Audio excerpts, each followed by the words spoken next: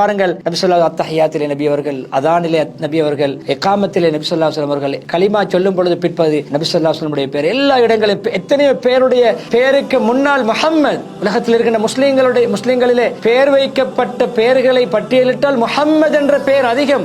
ஏன் அவ்வளவு அன்பு, எவ்வளவு மரியாதை. உங்களை நாங்கள் அப்படியே உலகத்துக்கும் உங்களை பிரஸ்தாபப்படுத்தி விட்டோம், பிரபலியப்படுத்தி விட்டோம், உயர்த்தி விட்டோம். நபியவர்களை புகழாத, பாடாத, பாராட்டாத, சலவாத்து சொல்லாத ஒரு முஸ்லிம் உலகத்தில் இருக்க முடியுமா? ஏன்? அந்த பொறுமையுடைய பிரதிபலன், அந்த சிரமங்களை பொறுத்து கொண்டு வாழ்ந்த ஒரு பிரதிபலனாக நபி ஸல்லல்லாஹு அவர்களை கொடுத்தான். எனவே இந்த கஷ்டத்தோடு 2 லேசுகளை தந்தோம் என்று நபியர்கள் எல்லாம் சொல்ல, பைதா ஃபரக்த ஃபன்ஸப் வைதா ரப்பிக ஃபர்கப். நீங்கள் ஒரு வேலை முடித்துவிட்டு அடுத்து நீங்கள் இறைவன் பக்கம் பச்சாதாபப்பட்டு அமல் செய்ய வேண்டும். தியாகத்தோடு இறை வணக்கத்தில் ஈடுபட வேண்டும். இறைவனின் பக்கமே தேட்டம் கொள்ள வேண்டும். உங்களுடைய முழுமூச்சான குறிக்கோளும் தேட்டமும் இறைவன் பக்கம் இருக்க வேண்டும் என்று நபியர்களுக்கு ஸல்லல்லாஹு அலைஹி வஸல்லம் அவர்களுக்கு சொல்வதன் மூலம் எங்களுக்கும் அல்லாஹ் பாடம் படித்தார்கள்.